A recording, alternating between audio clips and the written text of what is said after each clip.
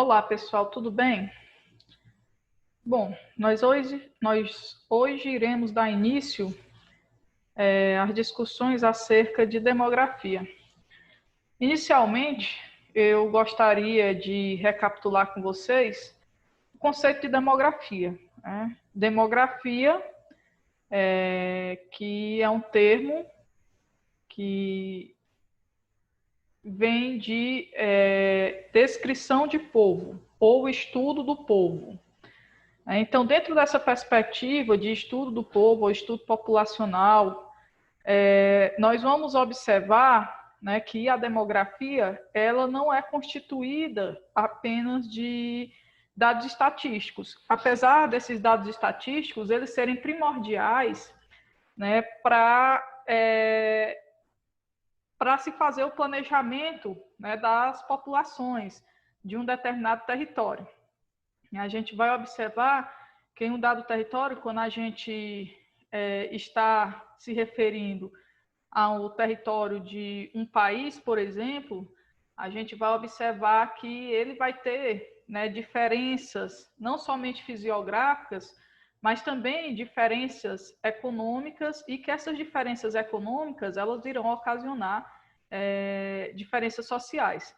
Então, dentro dessa perspectiva, se conhecer a população, como ela está distribuída, né, quais as condições que são ofertadas pelo aquele território ou pelo Estado, né, para que essa população tenha acesso, né, aos serviços que são prioritários, como saúde, educação, né, para o desenvolvimento de uma sociedade. Então, o estudo da demografia, ele tem exatamente como esse objetivo primordial, né, que é exatamente realizar, né, o planejamento de políticas públicas a um determinado território. E quando eu falo de território, eu vou além do conceito, né, de território quando eu estou me dirigindo ao território de um país, como eu exemplifiquei agora há pouco. Mas eu estou falando de qualquer território. Por exemplo, eu posso estar falando de uma vila de pescadores. Né? Para mim saber direcionar políticas públicas para lá, eu tenho que conhecer a população que habita aquele local. Né? Então, é primordial, né, que esses dados estatísticos, né, levantados através do Instituto Brasileiro de Geografia e Estatística, que é o caso do Brasil, né? No Brasil a gente tem exatamente uma instituição que ela é voltada única e exclusivamente a fazer esse levantamento estatístico e a análise desses levantamentos também. Porque você vai observar que o IBGE, através do censo ou do recenseamento, ele exatamente traz, né, um raio-x da sociedade. Ele traz dados da população não somente na perspectiva de quantidade, né, ou seja, dados quantitativos, mas ele consegue também atrelar, né, a esses dados estatísticos, dados qualitativos. E para facilitar um pouco mais a compreensão de vocês, dados qualitativos em que sentidos? Vamos pensar, por exemplo, no índice de desenvolvimento humano. O índice de desenvolvimento humano ele vai ser analisado exatamente, né, pelo ano de estudo é um dos fatores que eles analisam, os anos de estudo de uma determinada população. Né? Então, quando o IBGE faz esse censo, esse recenseamento, pelo menos de 10 em 10 anos que ele faz esse recenseamento, esse censo de forma mais completa, ele sai exatamente nos domicílios, né? Os trabalhadores saem nos domicílios, exatamente questionando qual é o grau de escolaridade, né, que tem as pessoas que habitam aquele domicílio. E dentro dessa perspectiva, eu vou saber se ali naquele território eu vou ter boas condições de desenvolvimento social ou péssimas condições de desenvolvimento social. Através dessa análise, eu consigo exatamente saber se aquele território é um território desenvolvido, né, e um território onde vai estar habitando, né, a população que está na classe média, né, ou se vai ser uma periferia, né, onde vai estar habitando exatamente trabalhadores e pobres. Então, pessoal, é importante, né, que a gente compreenda esse conceito inicialmente. E quando a gente estuda demografia, nós vamos ter vários outros conceitos. Né? Entre esses vários outros conceitos, nós temos o conceito de crescimento vegetativo. Crescimento vegetativo, todos nós sabemos, que nós aqui estamos recapitulando, que esse crescimento vegetativo nada mais é do que eu pegar as taxas de natalidade e as taxas de mortalidade, certo? E eu subtraio as taxas de mortalidade das taxas de natalidade. Ou seja, eu vou estar analisando só apenas os nascimentos e os óbitos, né? Então, a partir daí, eu tenho um crescimento vegetativo. Se eu for analisar na perspectiva, né, de países desenvolvidos e países em desenvolvimento, eu vou observar que esse crescimento vegetativo, ele vai exatamente variar dentro do tempo histórico. Aí eu vou falar de transição demográfica, que a gente vai falar um pouco mais à frente. Né? Como assim? Eu vou observar que os países que vivenciaram o processo de industrialização ao seu tempo, né, eles vão ser sociedades mais desenvolvidas, exatamente porque eles conseguiram se reorganizar e conseguiram se planejar, né, na perspectiva do processo de urbanização. Então, nós vamos observar aqui que o crescimento vegetativo de alguns países, ele vai ser nulo, algumas vezes vai ser até negativo, certo? Mas de outros países, países pobres, países emergentes, pouco industrializados ou não industrializados, esse crescimento vegetativo ele ainda vai ser um pouco elevado. Mas nós vamos colocar tudo isso, eu pretendo colocar tudo isso nesta aula. Então, esse crescimento vegetativo, né, ele também pode ser chamado de crescimento natural, vamos ficar ligados, né, nesses termos. Ele pode ser chamado de crescimento natural, assim como ele também, né, pode ser chamado de crescimento vertical, certo? Isso aí é bom ficar ligado porque geralmente são questões que o Enem aborda, que os demais vestibulares abordam, e eles abordam, quando eles trazem lá no seu texto, crescimento vertical, né, dos países desenvolvidos, e o aluno vê aquele termo, né, crescimento vertical ou crescimento natural, e como a gente só discutiu em sala de aula exatamente a questão do crescimento vegetativo, muitas vezes o aluno ele se perde, não consegue fazer esse vínculo, né, que o crescimento vertical é o mesmo que o crescimento natural e o crescimento vegetativo. E também, pessoal, nós temos a questão dos fluxos migratórios. Nós sabemos que quando a gente quando a gente realiza o estudo da população, nós não podemos nos deter apenas aos dados do crescimento vegetativo, ou seja, apenas os dados das taxas de natalidade e da taxa de mortalidade. Nós temos também, certo, que analisar os fluxos migratórios. E quando eu falo de fluxos migratórios, eu tenho que lembrar de dois termos. Eu tenho que lembrar do que é imigração e eu tenho que lembrar do que é emigração, né? Pelo menos desses dois termos, que imigração é quando a pessoa deixa o seu território e vai para outro território em busca, muitas vezes, de melhores condições de vida. Né? Muito embora a gente tenha aí diversos outros termos, quando a gente fala de imigração e emigração, perdão, e entre esses termos nós vamos ter também o que nós chamamos de refugiados, mas nós não vamos nos deter, certo, a detalhar, né, esses processos que são decorrentes da imigração e da emigração.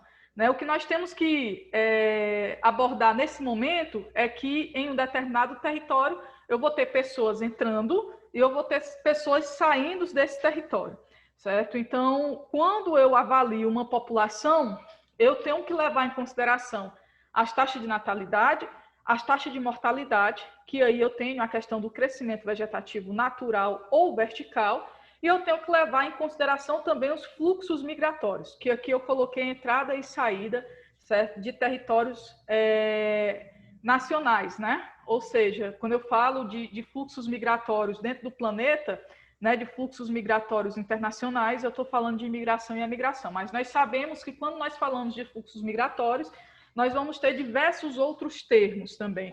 Nós vamos ter as migrações internas, nós vamos ter o êxodo rural, né, migrações pendulares, né? Então ele vai também se fragmentar, se dividir, né, em diversas perspectivas. Então, pessoal, falamos sobre crescimento vegetativo e sobre fluxos migratórios. E falei bastante da questão da taxa de natalidade. E o que seria a taxa de natalidade? Olha, é muito simples, né? São o número de pessoas que nascem em determinado território. Só que a taxa de natalidade, ela vai ser, né, calculada, né, da seguinte forma: eu considero o número de nascimento a cada 1.000 habitantes. Né? Então, e do mesmo jeito a taxa de mortalidade, né, o número de óbitos a cada 1.000 habitantes.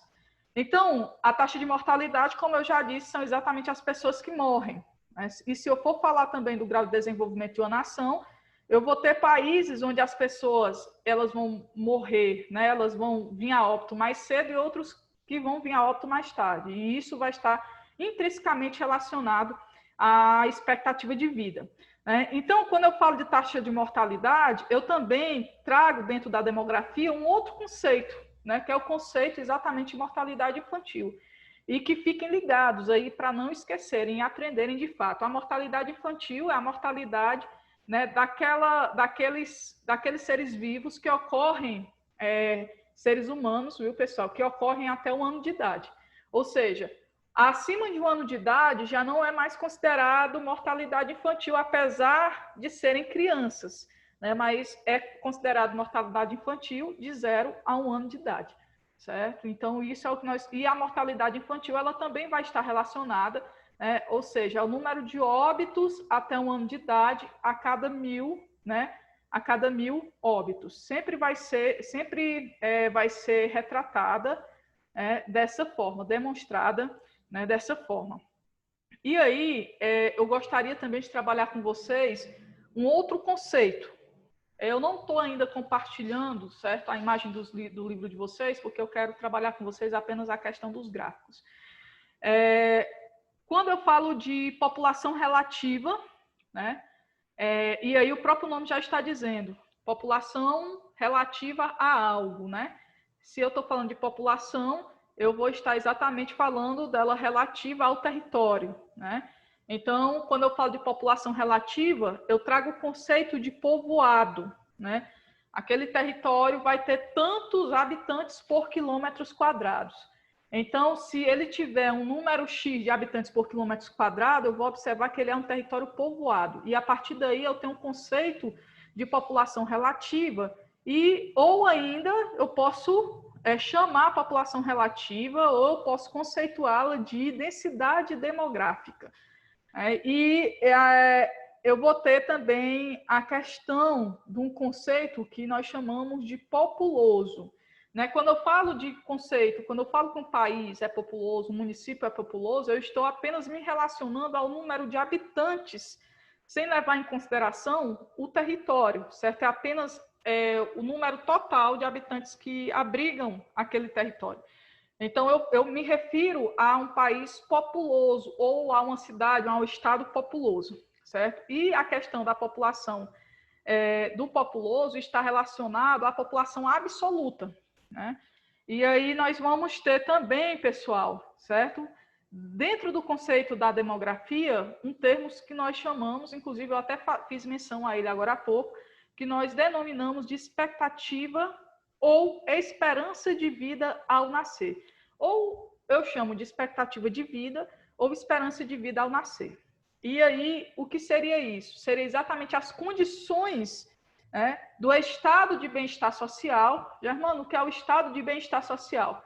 Nós sabemos que nós falamos de estado aqui dentro do conceito de estado quanto unidade política administrativa. Né? Então, ou seja, quando essa unidade política administrativa oferta serviços à sua população, ele faz com que a população tenha uma melhor qualidade de vida. E tendo uma melhor qualidade de vida, essa população vive mais. Né? Se essa população tem acesso a saneamento, tem acesso à habitação, tem acesso à educação, tem acesso ao serviço de saúde, né? Tem acesso à segurança e tem acesso a tantos outros serviços que são ofertados pelo Estado, eu vou ter uma população, certo, que ela vai ser contemplada pelo estado de bem-estar social. Né? E esse estado de bem-estar social, ele vai exatamente propiciar, certo, uma melhor expectativa de vida, certo? Ou então aquela população daquele território, ele vai ter, certo, uma maior esperança de vida ao nascer. E aí também eu trago para vocês um conceito que tem caído também, tem sido bastante recorrente também em Enem, que é o conceito de superpovoado. E aí, olha só, por que eu deixei de... Eu primeiro falei do conceito de população relativa, né, que eu também posso chamar de densidade demográfica, e que esses conceitos, né, traz um termo que eu chamo de povoado. Eu trabalhei com vocês agora o conceito de população absoluta, né, que traz que denomina um outro conceito de populoso. E por que só depois que eu falei da expectativa de vida ou da esperança de vida ao nascer que eu vou trazer o conceito de superpovoado? Porque o conceito de superpovoado, pessoal, ele está exatamente intrinsecamente relacionado, certo, aos recursos ofertados pelo aquele território à sua população. Ou seja, quando eu tenho um território superpovoado, é porque aquele território ele não consegue atender com recursos suficientes, certo, à sua população. E eu dou até um exemplo, né, para vocês. Bangladesh é um país, né, que muito bem exemplifica esse conceito, né? E aí você pode dizer, Germana, o Brasil, exatamente por ele ter uma dimensão continental, por ele ter uma dimensão territorial continental, né, a gente vai ter também vários Brasis dentro do Brasil. Então, aí eu ia ter que analisar por regiões brasileiras. Tanto que quando a gente vai avaliar o Brasil dentro da perspectiva de desenvolvimento social, eu vou observar que eu vou ter regiões com IDH maiores, né, do que regiões mais abastadas. Por exemplo, se eu for comparar o IDH do Sudeste brasileiro, que é onde se concentra grande parte da população brasileira, que é onde se concentra o processo de industrialização, né, e que é uma região predominantemente urbanizada, certo? Eu vou observar que o IDH do Sudeste ele vai ser superior, certo, do que o IDH do Norte e do Nordeste. E agora nós iremos trabalhar um pouco, né, o conceito de transição demográfica. E o que seria a transição demográfica? A transição demográfica são fases que ela se dá no momento histórico, onde, logicamente, que ocorre certas mudanças no processo de produção, e essas mudanças no processo de produção, elas vão impactar diretamente o comportamento da população. Deixa eu explicar a vocês. Né? A gente sabe que uma das grandes revoluções, né, que a sociedade vivenciou e que propiciou grandes mudanças foi exatamente a Revolução Agrícola, né? Porque na Revolução Agrícola a gente vai observar que o homem ele vai se tornar sedentário, nós vamos começar a ter sociedades sedentárias. Só que antes da Revolução Agrícola, nós vamos ter também que o homem vai ter o domínio do fogo e vai utilizar esse fogo como técnica, né, para poder também melhorar as suas condições de vida, automaticamente atrelar a qualidade de vida. Mas aí, quando eu falo da questão da transição demográfica, eu vou falar que existem determinados momentos históricos onde eu vou ter elevadas taxas de natalidade, elevadas taxas de mortalidade, eu tendo grande contingente de nascimento e também um grande número de óbitos, eu vou ter um crescimento lento. E quando eu falo de transição demográfica, é importante que a gente saiba, certo, que essas transições demográficas elas vão ocorrer também de forma diferenciada no mundo todo. Como assim, professora? Simples. Né? Eu vou vivenciar, né, transições demográficas no mundo desenvolvido, né, que essas transições demográficas vão ser diferentes do mundo emergente. Né? Ou seja, eu vou observar que vão ter países com crescimento vegetativo nulo ou até mesmo negativo, enquanto eu vou ter países emergentes ou países pobres que ainda estão vivenciando um momento de explosão demográfica. Mas vamos entender melhor isso. E para a gente entender melhor isso, vamos começar a falar da transição demográfica, né, do mundo desenvolvido. Né? Inicialmente, eu disse a vocês que a partir das modificações dos modelos de produção que a gente observa exatamente uma mudança, né, no comportamento da sociedade. Então, eu falei para vocês do domínio do fogo, da Revolução Agrícola, mas a gente sabe que onde houve grandes transformações, né, foi exatamente com a ascensão da Revolução Industrial, lá na metade do século XVIII. Então, a Revolução Industrial, antecedendo a primeira Revolução Industrial, que ocorreu na metade do século XVIII, eu repito, nós vamos ter uma população mundial predominantemente rural. Né? E aí eu vou observar que com o surgimento da Revolução Industrial, há sim modificação na estrutura social. Não somente por conta da divisão do capital, certo? Ou por conta de existir os donos dos meios de produção, e também os donos da sua força de trabalho que vão vender essa força de trabalho, que lá na primeira Revolução Industrial nós sabemos que ela vai ser extremamente explorada. Sabemos que na primeira Revolução Industrial utilizavam-se bastante mão de obra infantil, a mão de obra feminina era bem mais barata do que a mão de obra masculina. Né? Então eu vou observar o quê? Que até o final do século XVIII, Germana, mas você acabou de dizer que a Revolução Industrial ela inicia-se na metade do século XVIII. Verdade, 1750. Nós vamos vivenciar um século de primeira Revolução Industrial. Então, nós temos que levar em consideração que esta Revolução Industrial ela não chega modificando assim, as coisas, vou utilizar um ditado popular, da noite para o dia. Essas modificações elas vão ocorrendo aos poucos, né? Muito embora elas sejam rápidas. Não tão rápidas como ocorre hoje, com a terceira Revolução Técnico-Científica, mas elas ocorriam também, certo, em uma velocidade que, para a época, era exatamente, algumas vezes, até assustadora. Então, eu vou observar, certo, que até o final do século XVIII, nós vamos ter um crescimento populacional lento. E esse crescimento populacional lento, aí aqui eu vou pedir permissão para compartilhar aqui o livro de vocês. Só um minuto. Vamos aqui. Pronto. Olha, esse gráfico aqui, certo? Então, a gente vai observar aqui, pessoal. Olha só o que eu estou dizendo a vocês. Nesse momento, e esse gráfico ainda nem simboliza esse crescimento lento. Porque o crescimento lento ele vai ser marcado por elevadas taxas de natalidade e elevadas taxas de mortalidade. Nós podemos dizer que essa fase aqui, certo? Ela é sim um crescimento lento, certo? Essa fase aqui é um crescimento lento, certo? Então vamos aqui. Aqui, olha, a gente já observa o quê? A gente já observa que as taxas de natalidade elas continuam elevadas, mas há uma queda brusca das taxas de mortalidade. Então, vamos aqui, eu estava falando do final do século XVIII, certo? Que ainda é marcado. Então, vamos colocar que essa faixa aqui é final do século XVIII. Ele vai ser marcado exatamente por um crescimento lento. Né? Então, a gente vai observar que na segunda metade, certo, do século XVIII, que eu disse a vocês que vai existir a Revolução Industrial, né? Mas vai também existir outras decisões políticas, podemos dizer assim, que vai interferir com o comportamento social da população europeia, principalmente da população inglesa. Por que eu estou me referindo à população inglesa? Porque vocês sabem que a Revolução Industrial berço foi a Inglaterra.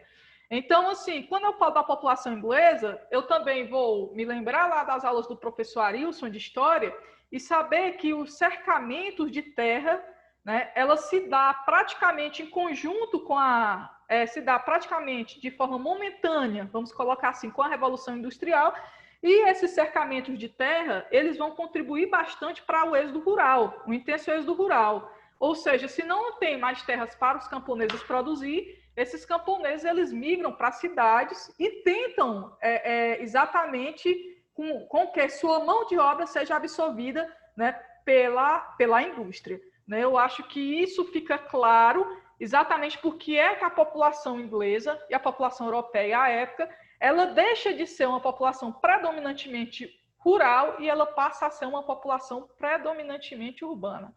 Então, a gente vai observar que isso vai ocorrer, né, a partir da segunda metade do século XVIII, com a Revolução Industrial e com a Lei do Cercamento. Mas até o final do século XVIII, aí aqui eu enfatizo, certo, que esse crescimento ainda era lento, certo? Quando as pessoas elas migram para a cidade, apesar da gente saber que as cidades inglesas naquela época eram cidades bastante deficientes. Por que, Germana, que eram cidades bastante deficientes? Porque eram cidades que não eram saneadas, os mercados, pessoal, eram locais bastante insalubres, né? Ou seja, como a Europa ela vivenciou essas revoluções né, ao seu tempo, então ela também foi adequando o seu processo de urbanização. Só que, mesmo, né, se tendo todas essas deficiências no processo de urbanização, nós vamos observar, certo, que em alguns momentos, esses camponeses eles conseguem ter um maior acesso a equipamentos urbanos nas cidades, né? Eles conseguem ter acesso, certo, à educação, eles conseguem ter acesso a saneamento, à prevenção de doenças, ao controle de epidemias. Eu não estou dizendo aqui que toda a população europeia teria acesso a isso, porque a gente sabe, certo, que a estrutura social da primeira revolução industrial é uma estrutura social bastante precária, certo? Mas se tinha mais facilidade de acesso a esses equipamentos, a esses serviços que eu acabei de citar para vocês, do que se eles estivessem no campo. Eu acredito que isso tenha ficado claro para vocês, certo? Então, quando eu falo do acesso à educação, a saneamento, vamos compreender melhor, certo? As transições demográficas propriamente falando. Olha, eu gostaria que vocês observassem que a transição demográfica, ele aqui vai colocar a primeira fase e a segunda fase. Porque a terceira fase, ele vai exatamente colocar que ela vai estar contemplada, certo, no regime demográfico pós-transição, certo? Ou seja, essa terceira fase é exatamente uma fase onde ela ultrapassa o que eles chamam de estabilização, né? Mas vamos entender isso melhor. Antes da transição, antes de existir o boom demográfico, né, o grande crescimento demográfico da população, a gente vai observar o quê? Que existe um regime demográfico pré-transição ou tradicional. E aí eu me torno até repetitiva na aula de hoje, né? Porque esse regime demográfico pré-transição ou tradicional, ele vai ser marcado pelas elevadas taxas de natalidade, pelas elevadas taxas de mortalidade, certo? E pelo crescimento vegetativo baixo. Se nasce muito e morre muito, eu tenho um crescimento vegetativo baixo. Quando eu chego na fase de transição demográfica, a primeira fase, que eu disse a vocês que essa primeira fase, me tornando repetitiva mais uma vez, ela vai ocorrer ela vai ocorrer, certo, em tempos históricos diferentes, dependendo do nível de desenvolvimento social e econômico dos territórios.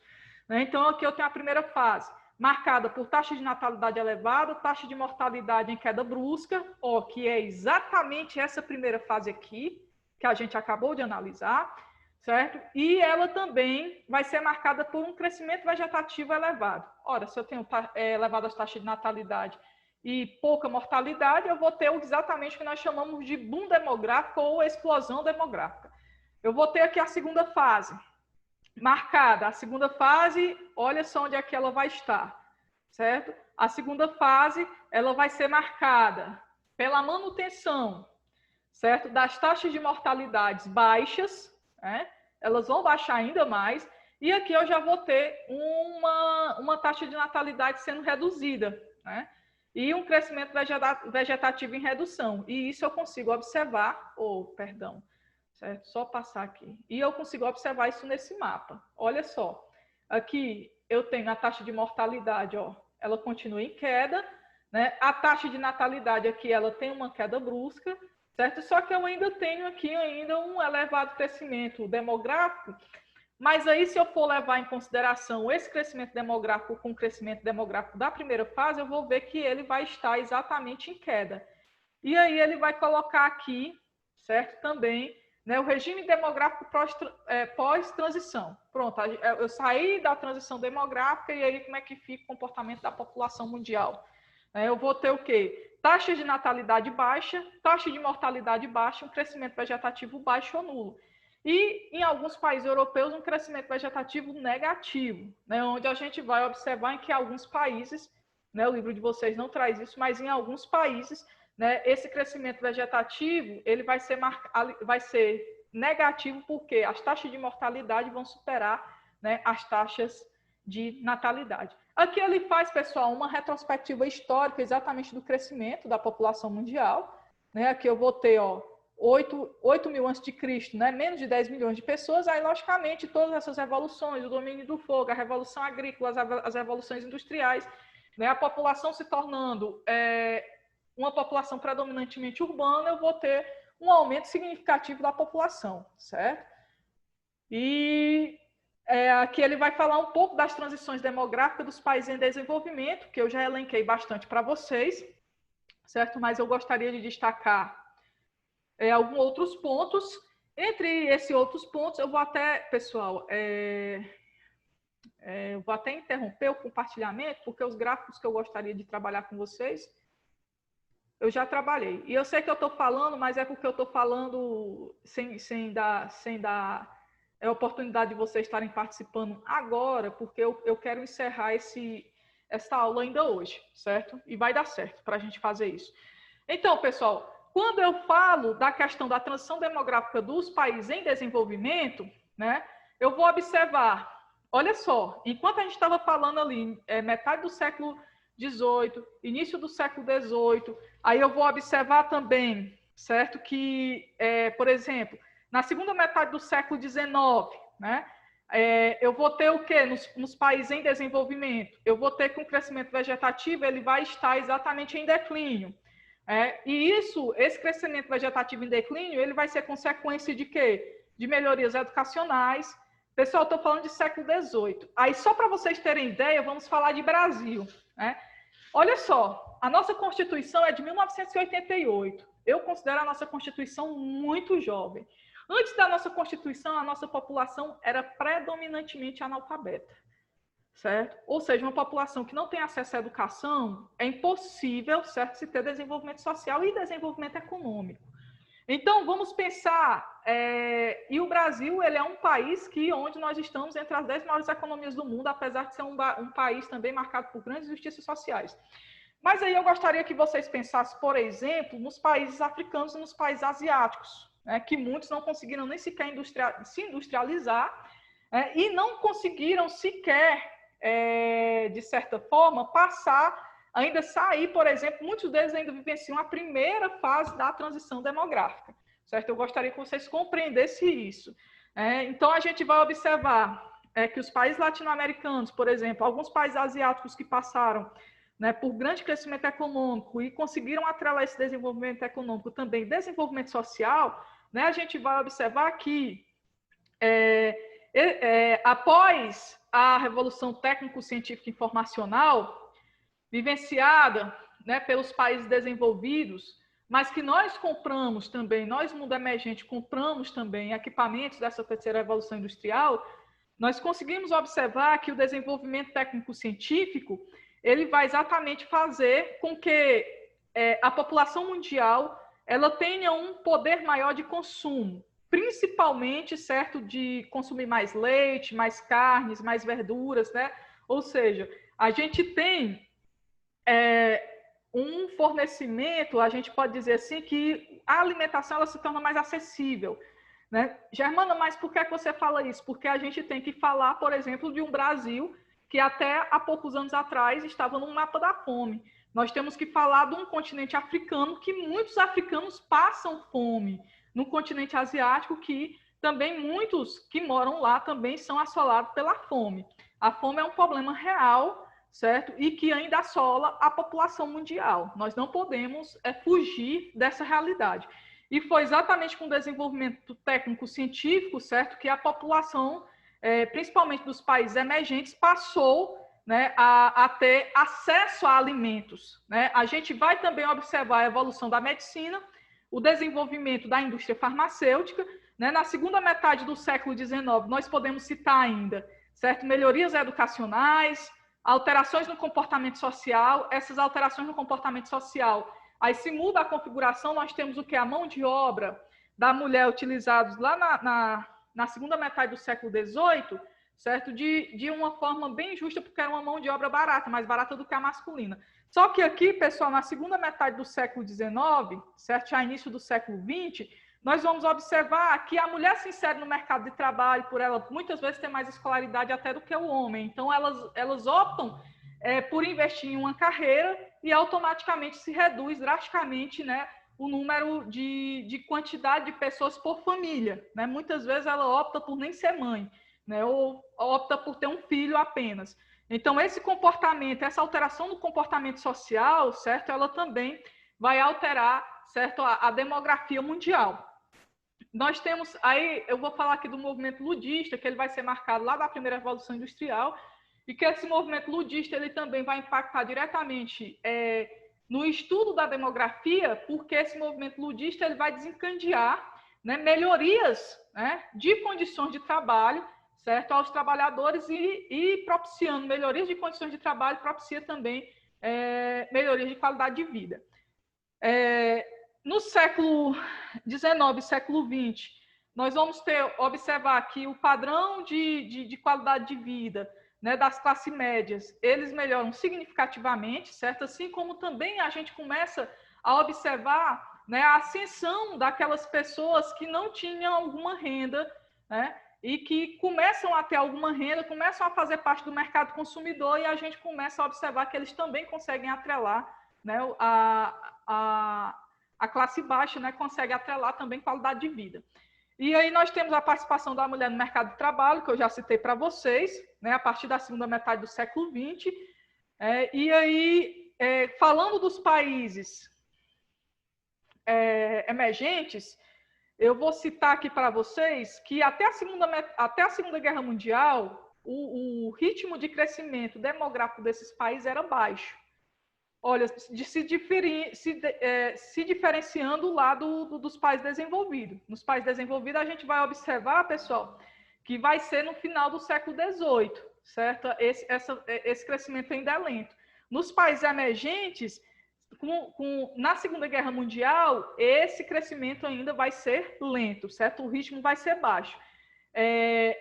Antecedendo 1945, vou trabalhar com datas, certo? Nós vamos ter uma população predominantemente rural, né? Em 1945, alguns países emergentes começam a se industrializar e automaticamente começa a haver também aquela transição de uma população deixar de ser rural para passar a ser urbana.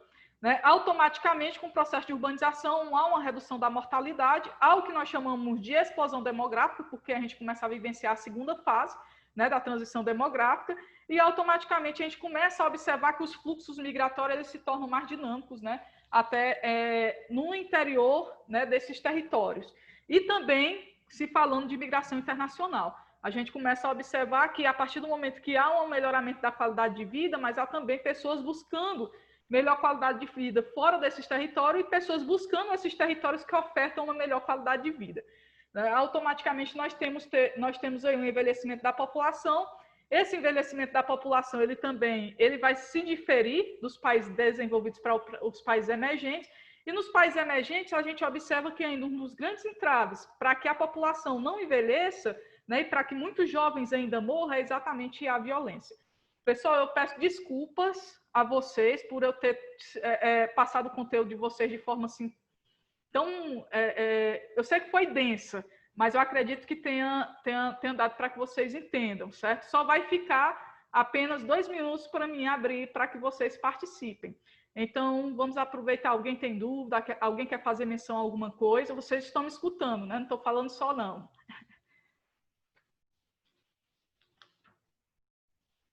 Deu para entender tudo, Germana. Ótimo. Até ano passado que a gente estudou o mesmo conteúdo. Pronto, eu tentei só recapitular, viu? Por isso que acabou sendo um conteúdo denso e eu admito aí que eu abordei até de forma bastante rápida. Eu vou tentar, certo, posteriormente estar resolvendo questões, né, principalmente questões de Enem relacionadas a esse tema. Certo, pessoal? Então, até mais e até a próxima. Tchau.